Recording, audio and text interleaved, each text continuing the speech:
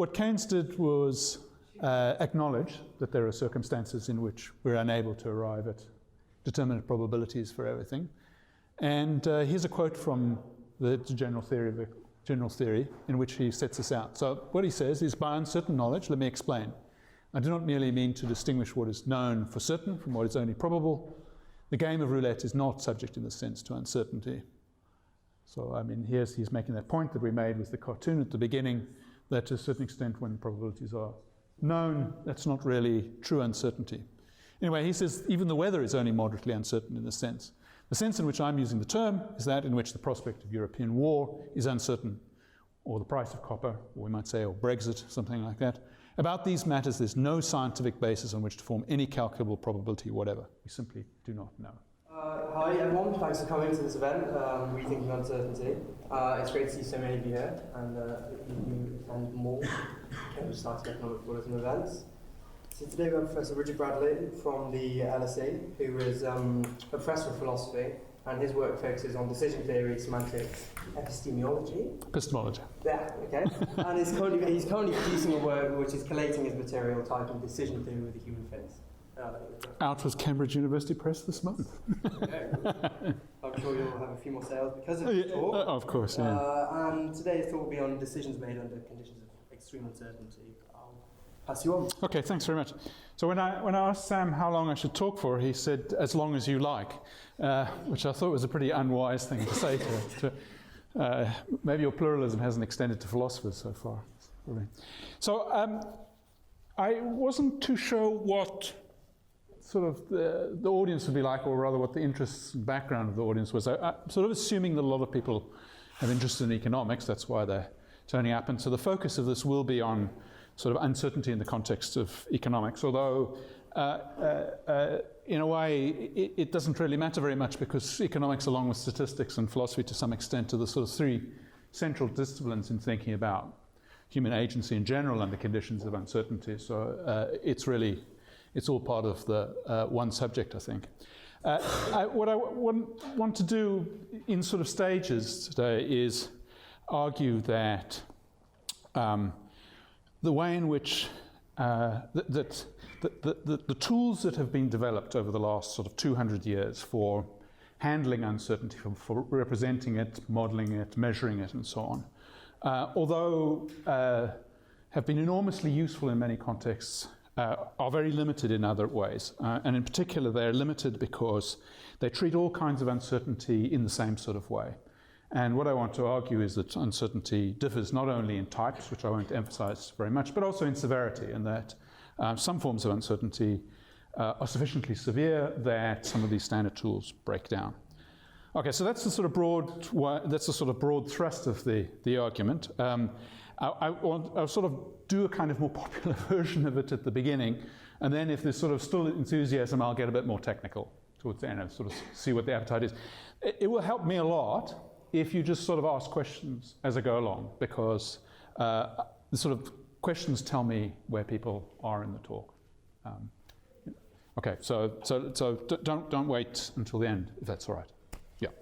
Okay, so it can seem at times that we live in peculiarly uncertain times. It's probably not true. It's just that we go through these phases in which there's a sort of false sense of security about our control over our environment.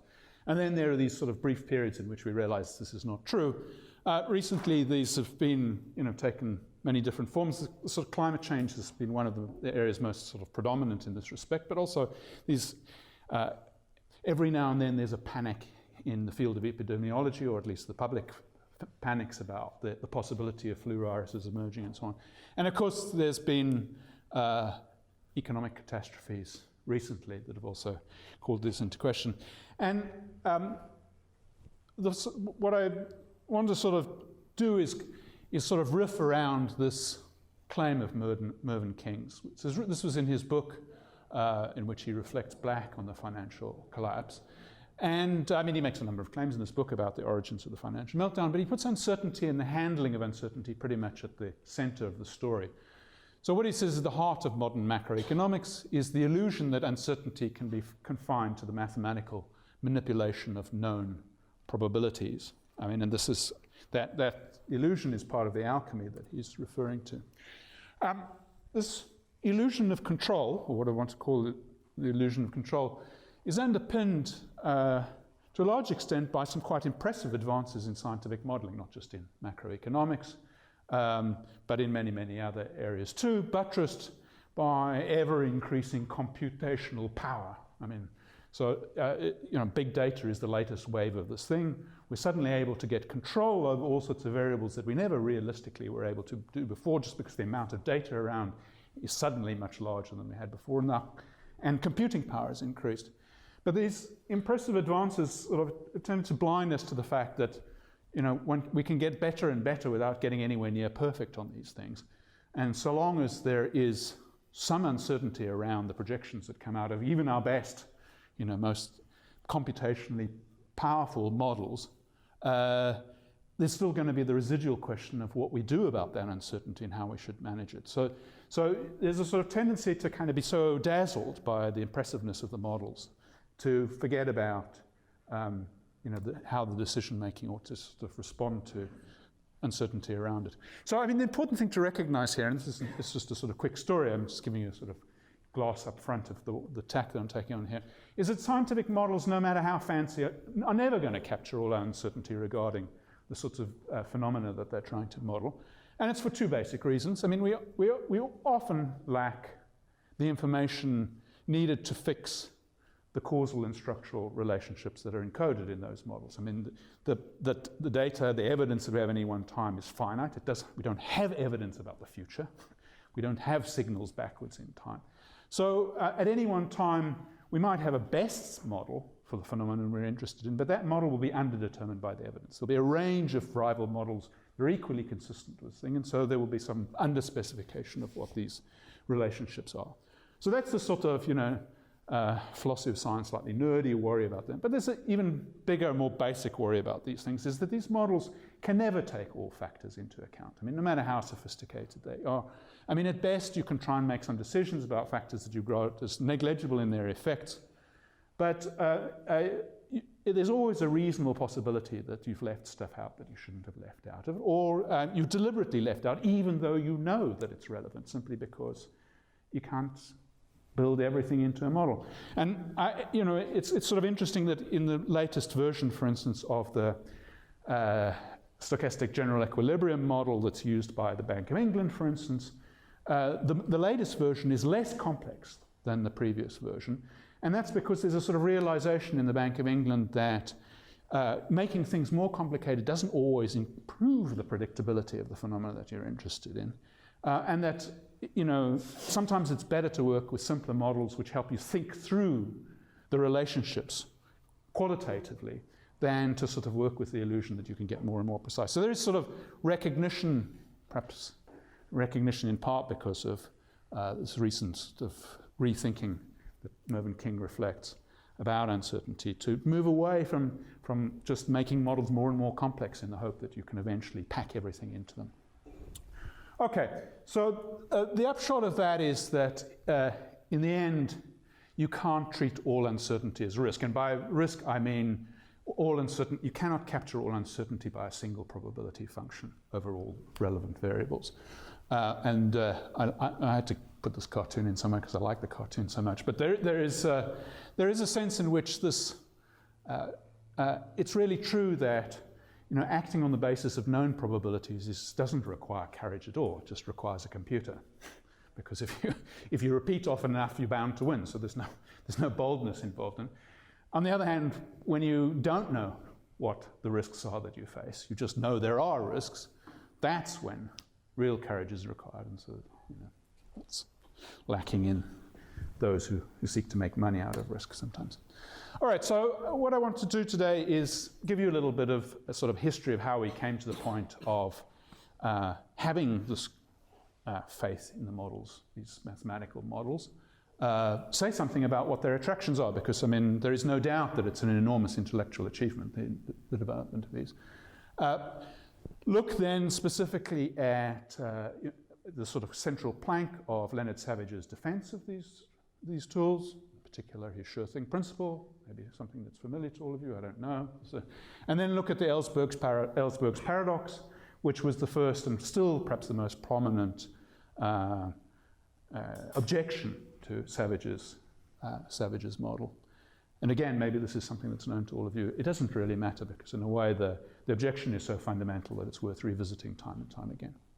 All right, so then that will lead me then to say something about how we should characterize the sorts of uncertainty that isn't adequately captured within the Savage's model, within the standard model. And if we have time, I'll move on to some of the more technical stuff about how to make decisions under severe uncertainty or ambiguity. There's various different names that people give to these things. Actually, there are differences between these things, but we'll come to that.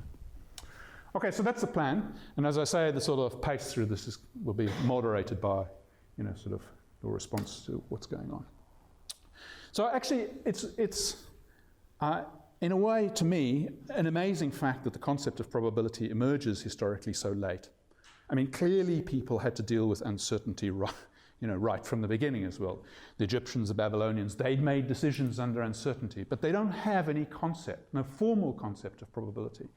In fact, nothing like a formal concept of probability emerges until the 17th century.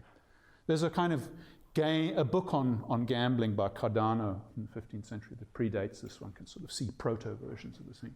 But actually, it's a really, really young science, and it really doesn't come to fruition, really. There's this sort of golden era in the 17th century, then sort of slow developments. Then again, in the 20th century, there's this big flourishing of development of the mathematical theory of decision-making. So the theory as it's applied now in economics is just barely 100 years old, really. And then it builds on this stuff that's a little bit early. So what's important is its early discussion really emerges in the context of debates about gambling, or literally exchanges about gambling between Chevalier de Mer and Pascal. Chevalier de Mer puts these questions in letters to Pascal about how about various gambling problems, questions like if the police arrive and you're halfway through the game of cards and this is the stakes on the table, how should you divide the pot evenly so that everybody walks away with a fair distribution given the state of the odds at the time. So, and in the course of answering these problems, Pascal more or less invents probability theory. And indeed, he also makes the first and very radical application of the theory in his famous Pascal's wager, in which he argues that you can settle the question of whether you should believe in God or not by thinking through the problem decision theoretically, looking at the probabilities, looking at the utilities and so on. But he's really a sort of a front runner in that respect, because most of the discussion is really about these games of chances. So within the context of these games of chances, it's more or less taken for granted, but it sort of operates as a sort of semi-formal prescription that what you're after when making gambling decisions is to maximize your expected returns. I mean, monetary value, expected monetary value is what it is that you're after. And this prescription gives rise to the very famous St. Petersburg Paradox, which perhaps all of you know. The basic idea of the St. Petersburg game is that you bet on a toss of the coin, and the coin is tossed until it lands tails, and you basically get a payout that it's a function of the number of heads that it lands before the tails lands. Now, it doesn't matter too much what that function is, but clearly, if you think about it, the expectation for this gamble is infinite, because there's just no limit on the number of times it could land heads before it lands tails, and so there's no upper bound on the amount of money that you could win on this thing. So if its expectation is infinite, then the prescription to maximize expected monetary value tells you should pay any price at all to play this game. Now, when I ask people sort of what price would they pay to play this, I mean, sometimes people say £5. The really ambitious say £25. I mean, absolutely nowhere near infinite amounts of money. Right? In fact, they're clearly being too cautious in this thing. You should pay a lot more than that. But I think all of us think it's pretty reasonable to limit the amount that you'd pay.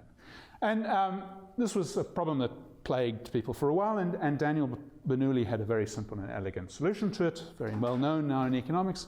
And he argued that we're not interested in money, we're interested in utility. And the thing about utility is the sort of the value of the money to us. As he put it, the moral worth of the money. But the word moral was used much more broadly in those days.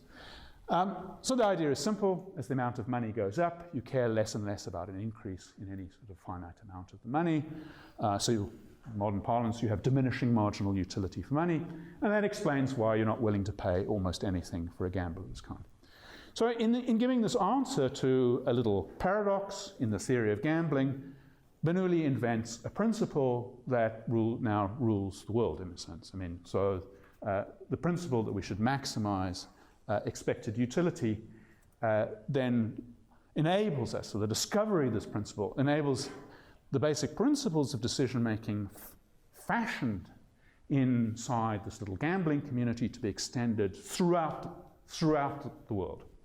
Nothing cannot be treated in this way, because for any kind of good, it needn't be monetary, any kind of good, is it a social good, a personal good, is it a moral good, economic good, who cares? It can be represented by a utility function, and we can make sense of the prescription to maximize expected utility. And so the guide to life is to take gambles in exactly the same way that you do when you're thinking only about money, but now you take gambles when you have in mind whatever the good is for you. Right? So it becomes a completely general theory in Bernoulli's hands. And the modern theory, the theory that underpins both micro and increasingly macroeconomics, is just that theory with some sort of fancier mathematics underpinning it. Right? The modern theory is really due to three people, three big players in this. Frank Ramsey, who was a very important figure in Cambridge for a while, for his short life. He tragically died at 26 or something like that, 23 or 26. But in the course of that, made seminal contributions to at least three different disciplines, including important contributions to theory of intertemporal discounting. Everybody knows that if they do stuff on climate change. But also to the theory of decision-making through the development of the theory of subjective probability. And his work actually, in many ways, not only predates, but in many ways is more sophisticated than the stuff that came later. But in economics, when you do the theory of maximization of expected utility, it's really the work of John von Neumann, or the von Neumann and Morgenstern book launches this, and then in its subjective version, the version due to Leonard Savage. That's what you get. Okay, so I'm not going to spell that out, obviously, in any great detail. I'm just going to sort of point out the central planks of this thing and then focus on one particular principle in that theory. So we can think of this modern theory as really having sort of three legs. The first leg is this commitment to probability as a measure of uncertainty. And the sort of idea in its boldest is simply that all uncertainty, no matter what domain we're working in, can be captured by a probability function. And the wider your interests, just the larger the domain of that probability function that you need to specify in order to get a handle on your uncertainty. I'm going to call that probabilism. Okay? And notice that, this is sort of there's been sort of raging debates within that about where these probabilities come from. Are they objective? Are they features of the world? Are they features of the agent's mind and subjective and so on? That's sort of tangential to my concern here. My point is all of these people agree on one thing, which is that insofar as you have a measure of uncertainty, it better be a probability function. Okay, the second plank, which I really won't spend any time on here, but is quite important in at least in dynamic problems, is the idea that even if your probabilities are subjective, learning is possible, and what learning really consists on is updating or conditionalizing on the evidence that you receive. And this is thought that with enough evidence, eventually this process of conditionalization will wash out any subjectivity contained in the probabilistic estimates. Eventually, at the end of this sort of evidence stream, you get a kind of perfect grasp of your uncertainty, an objective grasp of your uncertainty. And then finally, this principle of the central principle of expected utility theory, that rational decision-making under uncertainty requires maximization of expected utility relative to where the expectation is calculated relative to your probability measure of your uncertainty, and your utility is an index on your preferences, on the preferences of the decision maker, be that a public decision maker or be it a sort of private individual, same principle, whatever. Okay, and the really sort of important theoretical advance that was made in the foundations of the theory, this is really where Savage's work is so important, is that Savage showed that these claims, all three of them in fact, are roughly equivalent to a set of postulates about what rationality of preference consists in. So he was able to show that if your preferences respect some basic axioms, then you were, in effect, committed to these three planks. Right? What are you committed to? Well, very roughly what you're committed to is the idea that you have complete and transitive preferences over all possible alternatives that you're confronted with, that these preferences are separable across the states of the world. If you don't know what that means, I'm going to explain to you in a second what it means, although I suppose many of you do. And finally, that these preferences have to be, saying probabilistically coherent makes it sound like it's a sort of question-begging description. He gives a behavioral characterization of probabilistic coherence as this final condition on preferences that I won't concern myself with today, but it's an important thing. So that, I think, is the sort of, that's the central intellectual achievement of the early 1953 foundations of statistics.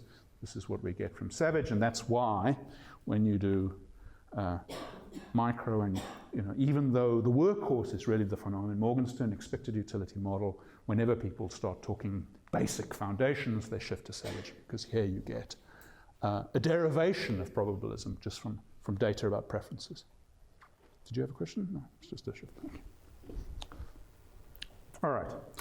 So this is sort of repeating myself a bit, but just to sort of underline. So what is it that this theory requires you to do? Well, first it tells you when you're making a decision, the first thing you have to do is separate out what are the possible states of the world. These are the objects of your uncertainty. What actions do you have available to you, the alternatives? And then you finally try and specify what the outcomes for each state of the world are of the various possible actions. And then assign probabilities to the states of the world, utilities to the various possible consequences of your action, and calculate expected utilities for the various alternatives by simply averaging over the utilities of the consequences with your probability measure. So that's maximization of expected benefit. Yeah? Are you going to get into what happens when you know that you can't know all the states, the possible states? Yeah, in a sense. Exact answers work is what I'm thinking of, among others. I won't get to that piece of work in particular, but I'll get to some objections of that kind. Very soon, in fact. So at the center of Savage's derivation of expected utility theory is a principle known as the sure thing principle. So as I said, we need to assume that our preferences over possible actions are complete and transitive. Generally think of transitivity here as a rationality requirement. Completeness is one of those requirements that everybody just insists on, but can't really explain how it is that we should insist on it. But let's just grant it for the moment. And then there's the separability condition. This goes by the name of sure thing principle in Savage's theory. What this condition says in a slightly simplified form here is that if you've given any two actions which differ in their consequences in some states of the world but have the same consequences in other states of the world, you can in effect ignore, for purposes of decision making, those states in which they have the same consequences and focus all your attention on those states in which they don't, where they differ. Right? So I've put this in the form that you should prefer action F to action G, just in case you prefer consequence C to consequence E. But the implication of this is that we can fill in any old consequence we like under the not E events, and the preference ordering between the corresponding acts shouldn't change as we fiddle around with those. That's the sure thing principle, and on the face of it, it's very compelling normatively. It's sort of very hard in this abstract form to see how one could possibly object to this. But very early on, there was an objection to it raised by Daniel Ellsberg, who's a remarkable guy. So this was an age before there was anything like experimental economics. He did experiments, but what it meant by doing experiments is that he sort of walked around and asked the people in the corridor how they would make choices in situations like this, and he reported that, and completely uncontrolled, but nonetheless very compelling. And his results have of course, been done in a much more controlled environment since then, and been confirmed. Okay, so this is the setup that Ellsberg considered. We're looking at some very simple lotteries where you're going to get a prize. Let's suppose is $100 is the prize, or no, or nothing, depending on which ball is drawn from an urn. So there's this urn containing red, black, and yellow balls, and you know that there are no other colours. Right? Now you also know that 1/3 of the balls in this urn are red. But that's it. That's all you know in this story.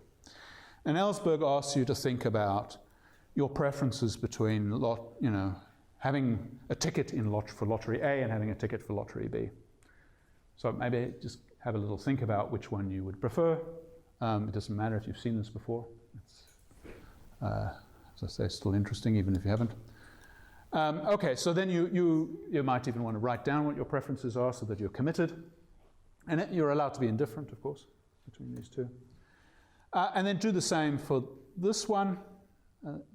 Here we've got another pair of lotteries that you can compare. They're also paying out either $100 or nothing, depending on the draw of the balls. But in this case, you're getting $100 if you draw either the red or the yellow ball.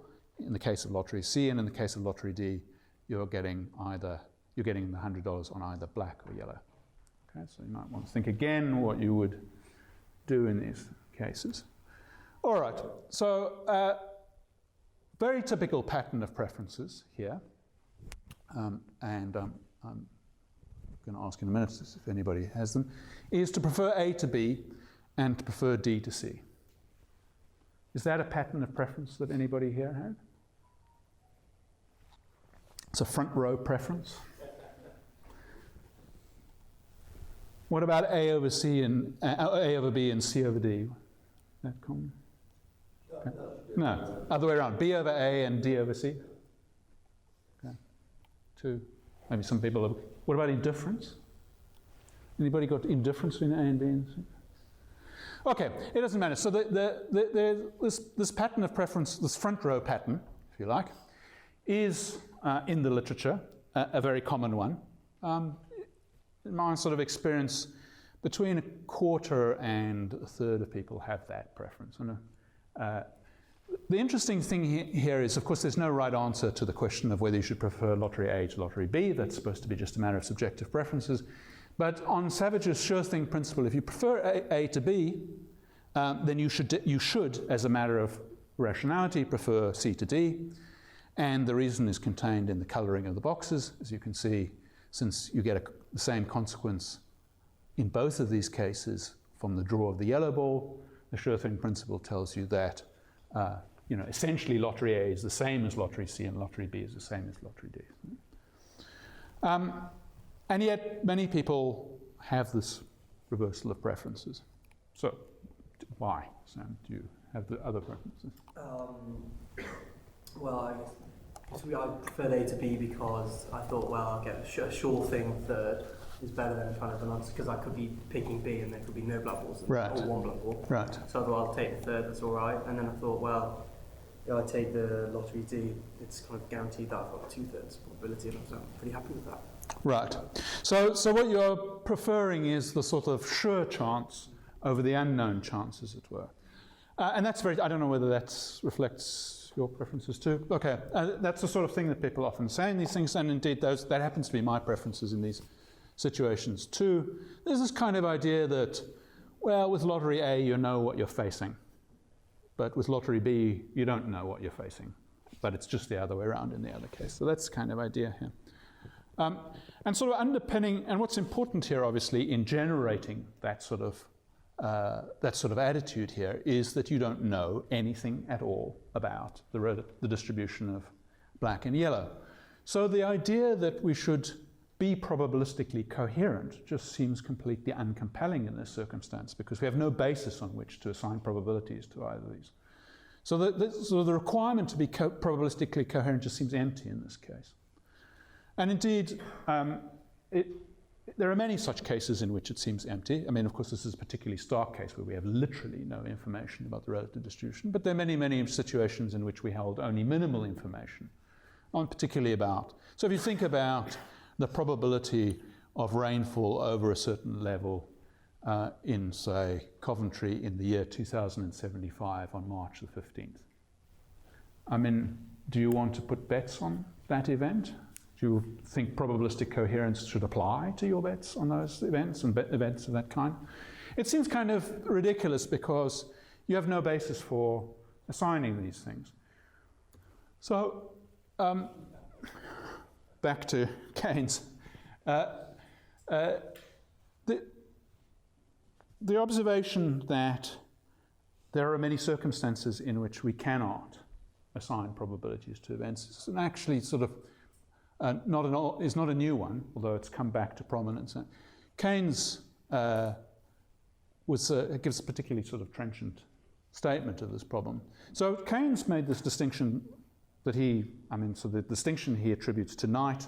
I don't know where Knight gets it from, but Frank Knight is often regarded as a sort of originator of this distinction between risk, situations in which you know or you have information sufficient to determine probabilities for events, and genuine uncertainty, where you don't. That's the sort of distinction. And so here's Keynes. He says, by uncertain knowledge, let me explain. I do not mean merely to distinguish what is known for certain from what is only probable. The game of roulette is not subject in this sense to uncertainty. So this is, back to the cartoon in effect, right? Even the weather is only moderately uncertain. I think he's probably wrong about that. The sense in which I'm using the term is that in which the prospect of a European war is uncertain, or Brexit, or the price of copper, or whatever. About these matters, there is no scientific basis on which to form any calculable probability whatever. We simply do not know. Okay. So a very sort of stark statement of the problem. Probably overdoing it a little bit. There is some basis for assigning probabilities to a lot of these things. It's just that the basis is very unsure itself. So what should we do about it? Well, Keynes had a solution. Keynes' solution was to sort of ignore it.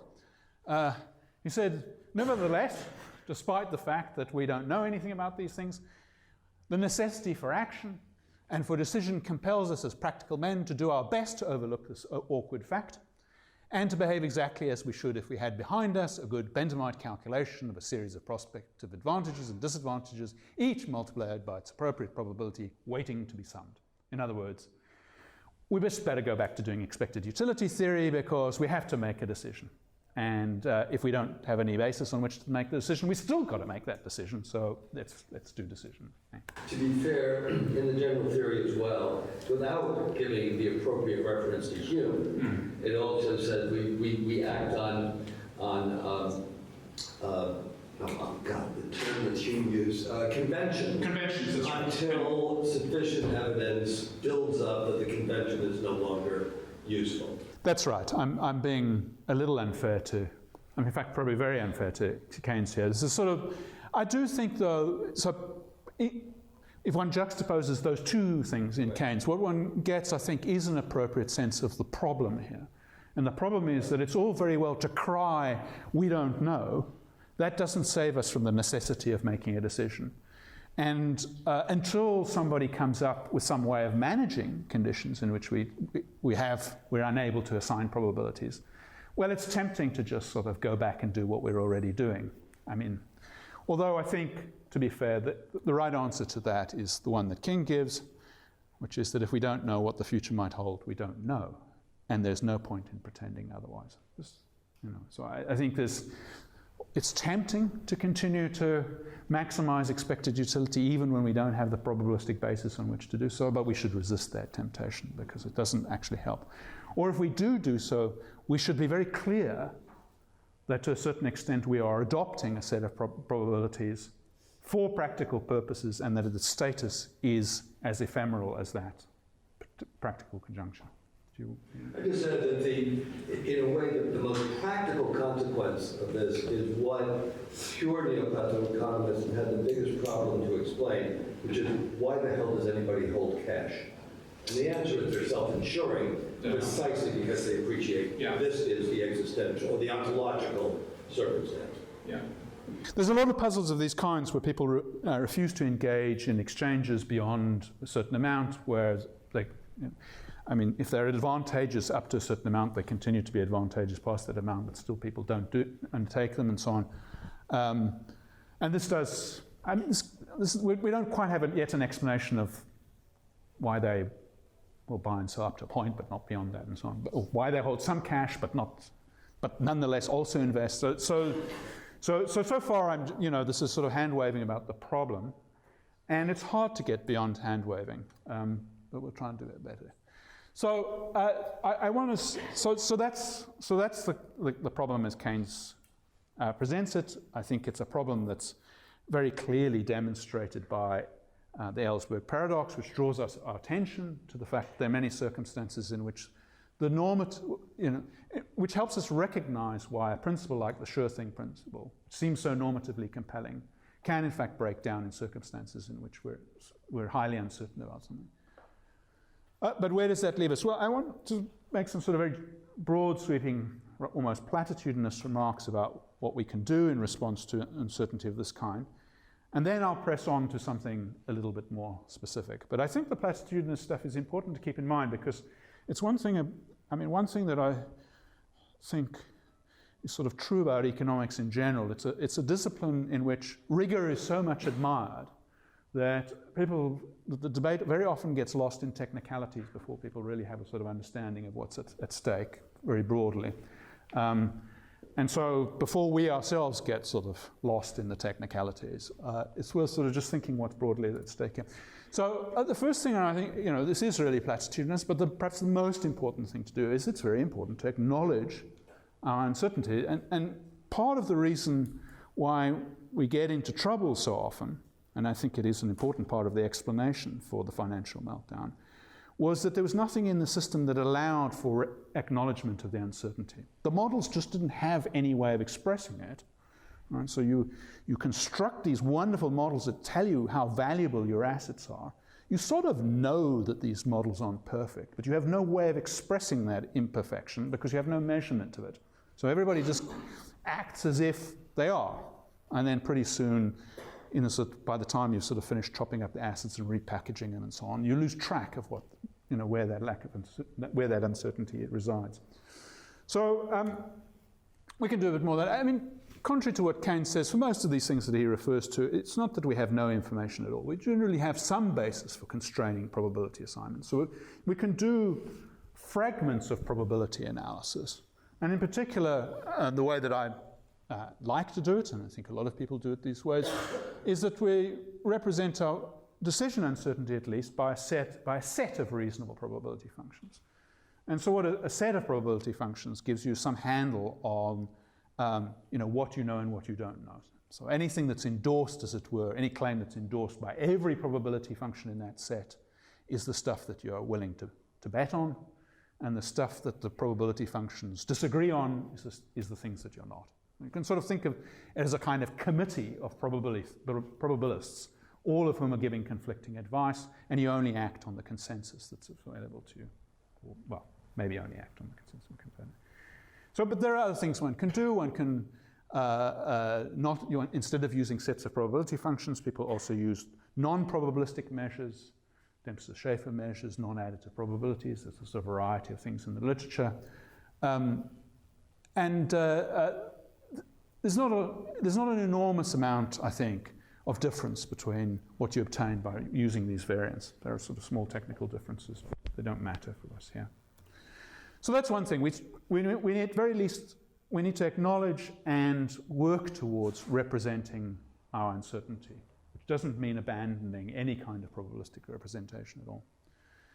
And then secondly, we have to, because in general, I think, it's going to be very hard to determine exactly where to draw the line between what we're prepared to sort of take as a basis for, take as something that we know and that which we're not, is to very carefully separate out contexts of inquiry from contexts of decision making. So the important thing is when you're in a context of inquiry, you want to keep as open mind as possible. So you don't want to fix down your probabilistic estimates prematurely. Keep it open as much as possible. On the other hand, when you come to acting, the necessity of choice forces you to commit, if only momentarily, to some estimate, to your best estimate, albeit uncertain. So, but keeping these. So the problem is the old view, as it were, is that you sort of thought of your commitment to a probability function as something that was kind of irrevocable. It could be updated, but never revised, as it were. And that makes no sense once you recognize that there's residual uncertainty. That somehow the degree of precision that you adopt in your probability measure should be calibrated to your purposes. Okay, so that's all a bit wishy-washy. Let me say something now about kind of more concretely what people are proposing. So now, in the last 20 years or so, Ellsberg's point is almost as, it's also goes back to the first half of the 20th century. And Keynes, of course, is very much sort of operating in that kind of period as well. But to a large extent, the debate sort of subsides then in the second half of the 20th century. But basically, the modern, what I've been calling the modern theory, it wins that debate. And these methods begin to be applied and extended. So it sort of starts out sort of within statistics and certain mathematical parts of economics, and then spreads throughout all of economics and out of economics into the other social sciences more generally. So that it's now sort of wrapped up in decision-making at all sorts of levels. Though not perhaps as far as it should in some ways, because there's still a lot of decision-making that occurs within public bodies that haven't even got to the point of trying to assess risk probabilistically. So, maybe the victory of expected utility theory was more within academia than outside it. But in any case, in the last 20 years, there's been a kind of pushback against this, and the debate about Ellsberg paradox has resurfaced, and there's now a huge literature on rivals to expected utility theory, all of which aim at sort of recognizing motivations other than maximization. Perhaps the most common of these are ones which try to allow for a degree of caution in circumstances where your informational basis is weak, caution that will license or rationalize actions which would be ruled out if you were merely maximizing expected utility. So the most influential of these is one due to, within economics, I think it's associated above all with Gilboa and Schmeidler, a paper by Gilboa and Schmeidler on maximum expected utility. There's a similar discussion that occurred in philosophy, earlier work by Isaac Levi, in which exactly the same ideas were floated. But the basic idea is rather simple. What you do is you start, as I suggested before, by adopting a set of probabilities as some kind of measure of your uncertainty rather than a single probability. And then you work out for all the available actions what the expected utility of those actions would be for each of the probability functions that you're admitting in your representation of your uncertainty. So that gives you a family of expected utilities for each act. And then you pick the one that you take as your measure of the action the minimum expected utility from that family.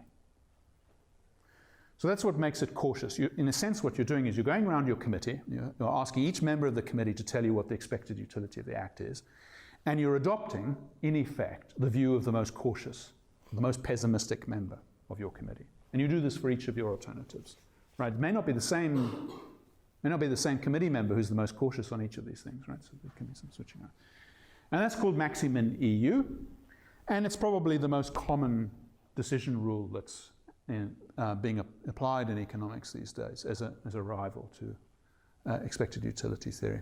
There are much more sophisticated versions in which you don't just look at the minimum, but you also look at the maximum, and you try and do a pessimism or optimism weighted sum of the top and the bottom. There are all sorts of things. You can weight the whole lot if you like. And indeed, I think there are good reasons for thinking this very simple version is not adequate. So let me just say up front what is good about this maximum expected utility criterion. It does, in some sort of rough sense, do justice to the kind of caution that it was expressed in the Ellsberg case. So the term ambiguity aversion is often used here. That's the technical term for the sense that you'd rather bet on known chances than unknown chances. Right? And it gives a kind of explanation for why you would be ambiguity averse, because when you don't know the chances, caution leads you to just look at the worst case scenario. In the Ellsberg paradox, that would explain why you would bet on the known chances rather than the unknown ones. Okay, so it does do that, and it's a simple rule to use. But of course, if your set of probability functions that you adopt is very wide, if it's sort of maximally equivocal with respect to the truth, then this is going to give rise to enormously cautious decision making. Right? Most of the time you will be unable to agree to do anything at all that isn't sort of what you're already doing and sort of subject to much less uncertainty. So it can underwrite caution. At least it can underwrite unreasonable levels of caution unless we have some way of constraining or of picking out the set of probabilities, and that's something I'll come to in a second. It's also clearly, I think, inadequate as an explanation for what's going on in the Ellsberg picture. I've lost it on my screen. Maybe I can go back up quickly. Oh yeah, sorry. Now what? So the maxim in EU explains nicely the sort of pair of preferences for A over B and then D over C. But look at A and C, for instance. I think almost everybody, in fact, I would guess everybody in this room, would prefer lottery C to lottery A. But if you really are maximizing minimum expected utility, the only thing you'll care about is the worst case scenario, and they're the same in these two. So you're forced to regard A and C as equal. So that's clearly bananas, right? I mean, nobody accepts that, which is a bit embarrassing for you economists, because it means that the most widely accepted rival to expected utility theory fails in some very elementary situations to make normatively credible predictions. Okay, but you can move to these more sophisticated ones where you look at the upside as well as the downside and so on, and that will get you out of that kind of trouble. That's not really the point that I want to focus on. How am I doing on time, by the way, just so I don't keep gambling on through? Half past 6. Okay, so and we should finish at 7, right? Sorry. Okay, I'll come to a natural stopping point and then I'll see whether we should stop. Okay. What I want to focus on really is this question of how we determine. I think I've lost. We can hear you. Okay. You can hear me anyway? All right, let me just follow this thing. Probably wasn't on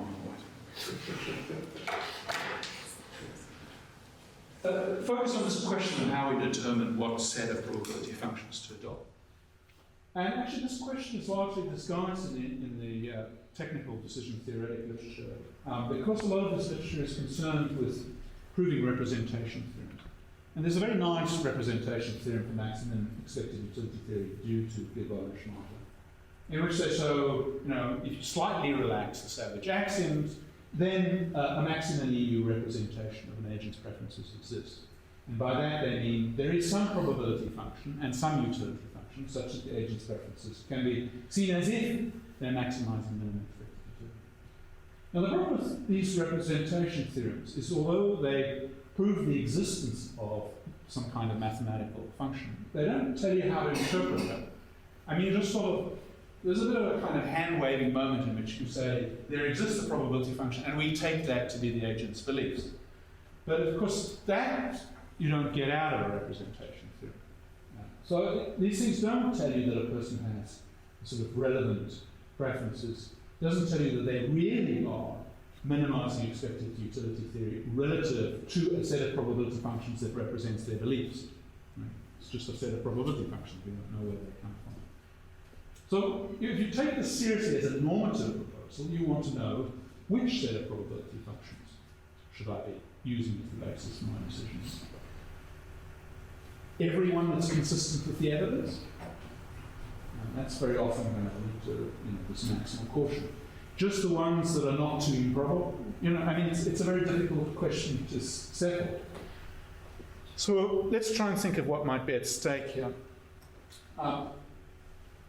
Consider now sort of an even simpler version of the Ellsberg setup where you're looking at two different urns. One is an urn that contains half black and half white balls. So this is it. So if you're betting on drawing from balls here, this is the absolutely classic situation of risk. You know what the probabilities are. They're given to you. You can maximize expected utility safely under these conditions. And then the maximally ambiguous urn where you know it contains black and white balls. but the proportions are unknown. And actually, the situation that you were referring to before could be modelled, I think, in a circumstance like this, where there is a third urn in which you're told that it contains some balls of some colours. But since we probably can't even agree on how to individuate colours, we have no way of sort of dividing out the various possible states of the world there. So this concept is even more severe in that case. So I'm going to set aside that very, very severe case for the moment because this will be enough to deal with. Okay, and then as before, you're offered bets. Let's say pay $1 if you if a white or black ball is not. And then we can ask sort of reasonable people, what odds would they accept for a bet of this kind? And how many of such bets would you? So by odds, I mean, that's not a very good way of putting it. I mean, what's the ratio? How much would you pay for a bet of this kind? The odds will come out of the ratio between that and the dollar that's paid out. So you can ask yourself for situations like this, how much would you pay for this? And I can go around and I can map people's responses to these things and put it on a graph like this, where these numbers give you the payouts from black and white balls, and everything sort of that way is giving you a better and better gamble. And down here is worse and worse ones, so these are worse and worse odds. Now, if you're an old-fashioned probability theorist, so an old-fashioned maximizer of expected utility, then, I should say, let us suppose, it's a crucial assumption, that's what I said, makes no sense at all. Let us suppose that you're indifferent between betting on black and white.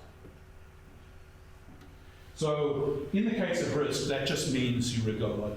That's because the proportions are equal, right? So it's 50-50. And in that case, we can just draw a frontier between those gambles that are worth taking and those that are not worth taking.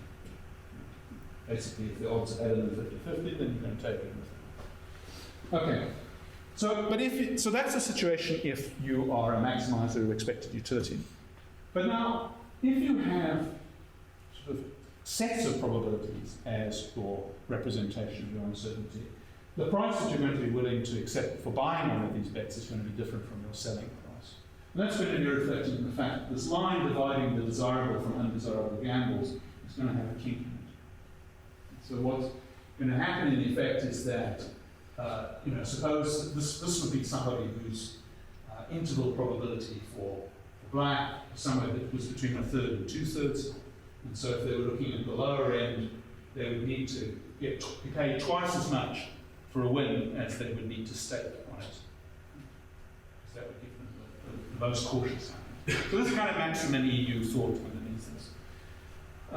So that will give you a kink there. But that doesn't really, I think, capture all reasonable behavior. I mean, or you can ask yourself, does this sort of, are you rationally constrained to have something, a frontier between desirable and undesirable gambles that takes this form? And I think there's a reason for thinking not. The reason for thinking not is that on both of these theories, there should be absolutely no limit to the number of bets to be bought.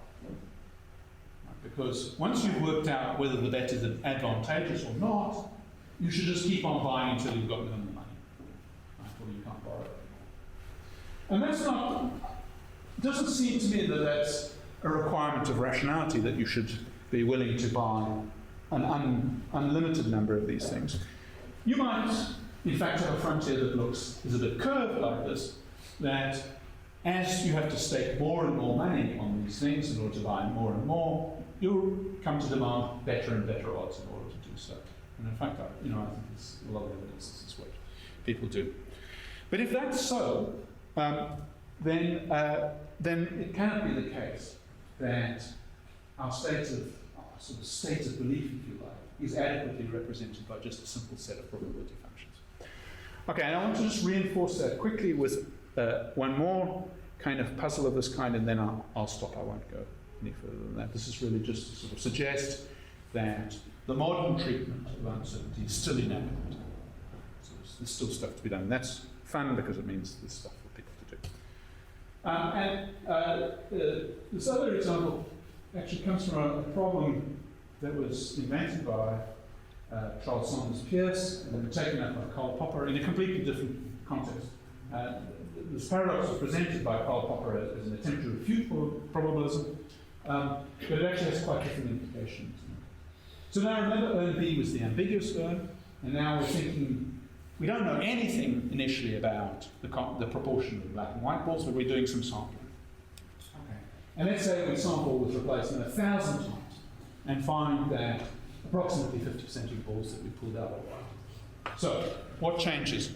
Well, what doesn't change, apparently, is the probability of drawing white. I mean, at very least at the beginning, you were indifferent between betting on white and black, so you didn't think either of them was more probable. And now you've done all the sampling and you're still in that situation. Right? You've sampled 1,000 balls and nothing has changed in your attitude to bets on white. But of course something has changed, right? I mean, something very important has changed. It's your confidence in your judgment about the probability of white, or your confidence in betting. And that confidence is something that's not being represented in, it's not been in the picture so far. Now, our old friend Keynes actually picked this up quite early on. Keynes was a remarkable guy, actually. So this is what Keynes says. As the relevant evidence at our disposal increases, the magnitude of the probability of the argument may either increase or decrease. So you might get more confidence, you might think it's more probable that white or that black, as you sort of sampling will go over the place. But whatever happens there, could be that it doesn't move at all. Something seems to be increased. In either case, whether it moves up or down. We have a more substantial basis on which to rest our conclusion. I express this by saying that an accession of new evidence increases the weight of an argument. So he uses this term, weight of the evidence. And this is supposed to be kind of contrasted with the balance of the evidence. The balance of the evidence is which goes to the probability, the weight is what gives you confidence in that judgment. Okay, so we can sort of draw this on a little picture. So this is what's happening as you're drawing from the urn. Up there, you've not done any drawing.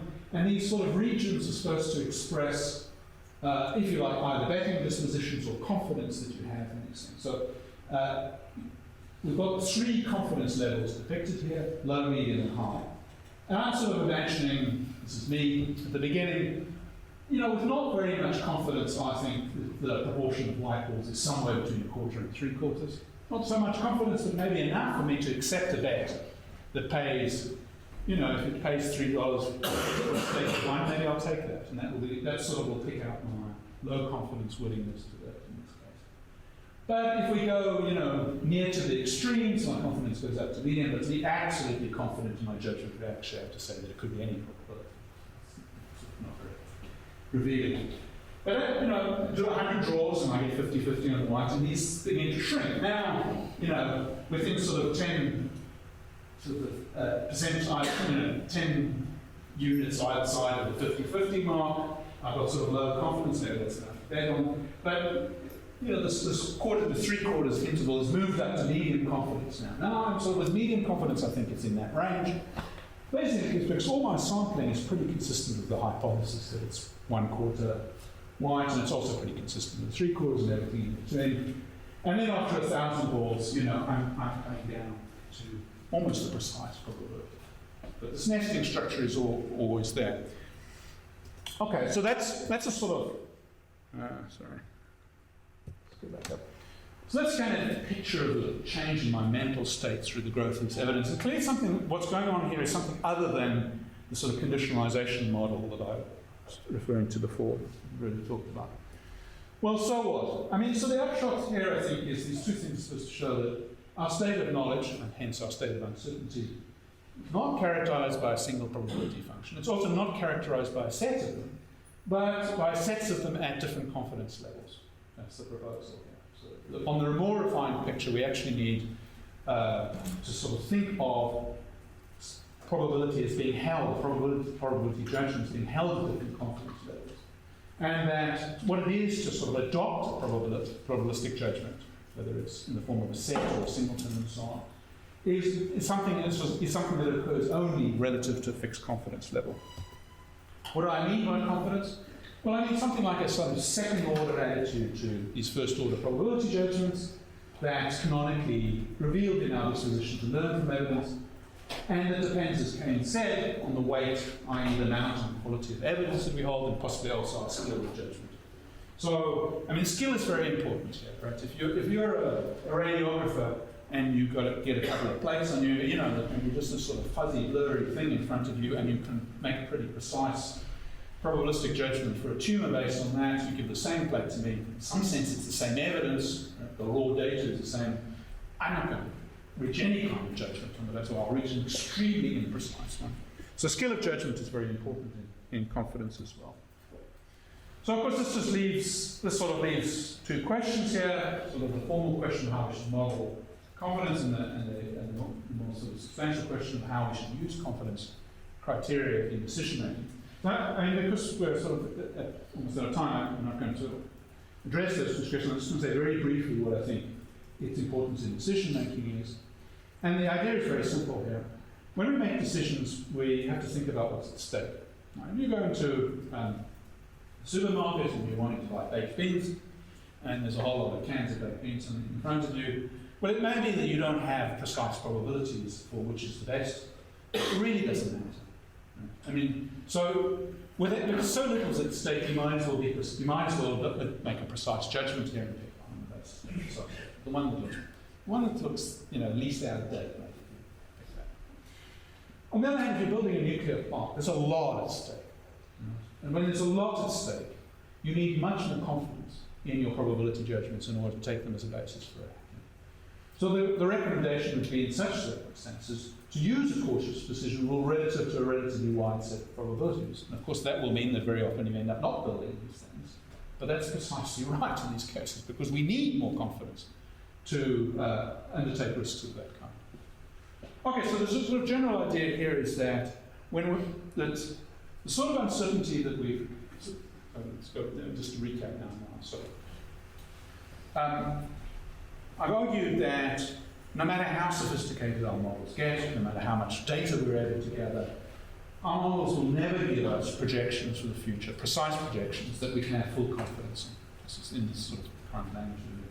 Nonetheless, it does give us some information, and we want to organise that information in such a way that we can know how precise we can be on the basis of the information that our science is giving us, with what confidence, and calibrate our decisions to that representation of our uncertainty.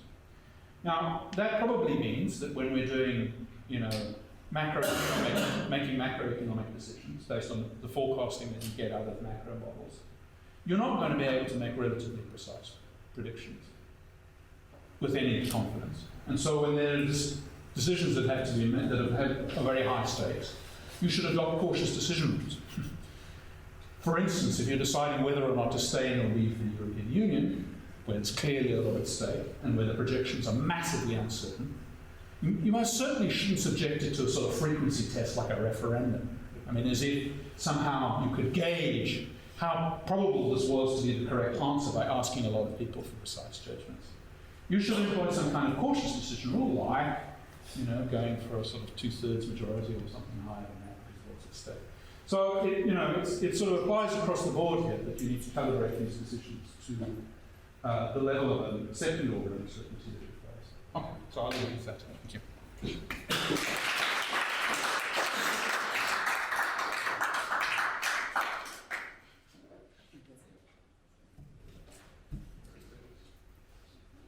All right, thank you all for coming. Yeah, what's the next thing we'll do? Well, any questions? Yeah. What I like about the family of probability, set of probability, it allows for asymmetric distributions in the probabilities. That's right. Yeah. And as an example, venture capitalists are always looking for a situation where they can't lose more than all their money, so they're not writing puts. Yeah. But there's an upside that is abnormally attractive. Yeah. Now, that again comes down to evidence and judgment, which builds a degree of confidence. Yeah. And of course, it's also to be noted that the skew in investment returns for venture capitalists is absolutely enormous, and all of the greater than public market return to venture capitalists has been generated by about 50 human beings over the last 50 years. Right. But it is an aspect of That's this right. setup. And then, that's right. And there are other sort of, there are other ways, there are other things that you can do using a sort of set of probabilities, representation. In general, hedging is something that you could do very well with sets of probabilities, just as well as you can do with single probabilities.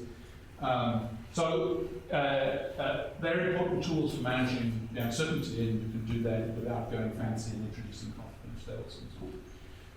But hedging will only take you so far, and the limits on that are really set by sort of availability. Basically, you hedge by creating new options, right? Options that weren't there before. There's a sort of innovation aspect. And in finance, and lots of smart people innovating in that kind of way, but in medical treatments, there's limited sort of innovations you can do, and then you need to think Even in finance, you can spend sleepless nights thinking about the quality of your counterparty for the hedge. Yeah, okay. Right. There's always residual uncertainty. Indeed.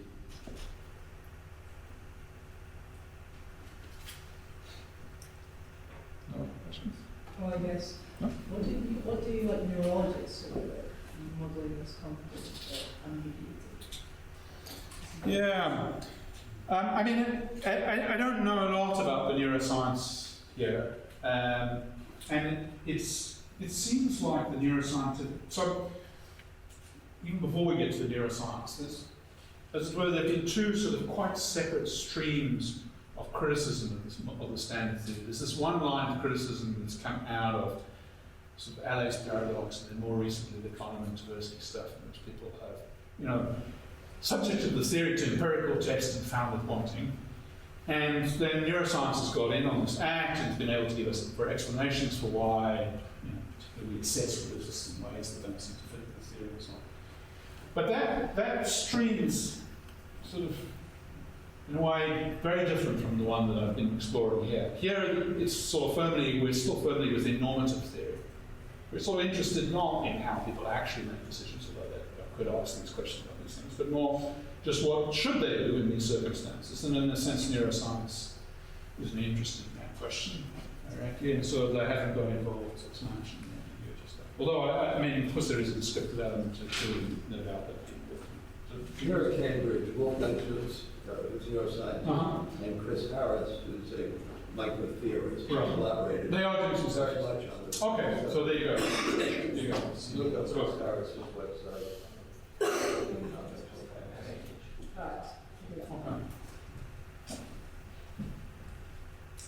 So if people are kind of uncertain about the judgment and they're kind of forced to make that probabilistic thing, like how would they make a decision in that sort of situation? Should they just kind of assume that's 50%? Yeah, so in these cases we literally have no information at all. But the setup. In other words, it's only black and white balls and that's it. Then I think these symmetry principles are quite compelling. And the symmetry principle basically says you have no more reason to bet on white than to bet on black, so you should regard them as equiprobable. I think that works just fine in that case. But now in the case where I say, look, here's an urn, it's got some balls, they're different colours. Bet on white. You can't use the symmetry principle anymore because you don't know what the alternatives are. In fact, there's no principled way of filling in the alternatives. So there are no symmetries. Then, there's nothing. Life's just tough. Did you have a question? Yeah. So could we condition our basically models and our samples, so say you generalize that a certain type of people would behave in a certain way? Surely that introduces even more uncertainty. Well, in this way we might be able to predict systematic errors and say we should use cautious decision making when these kind of people are in the scenario. Yeah, so you're thinking about sort of making decisions where the consequences depend on how other people react. Yeah, actually, I think in general, one of the reasons why decision theory and game theory have developed as sort of separate disciplines is that So as soon as you do game theory, the idea that you can attach determinate probabilities to all outcomes seems a lot less plausible because you're dealing with people who are reasoning strategically and sort of anticipating. And so there are these fixed points in the thinking about these things. Now, one thing you can do, of course, is sort of think about other people as statistical types along the lines of some testing and get some data about them and find people like them, you know, they always defect or whatever, and use that as a basis for assigning probabilities. But it was, yeah, there's always a problem about which class, statistical class, to put your particular opponent into in every case, and it takes it back to the result. Yeah. Essential reading for young economists is Axel Jonathan, Life Among the Econs. Oh, yeah. I recommend it to all. Yeah. It's very good. Okay. So for them.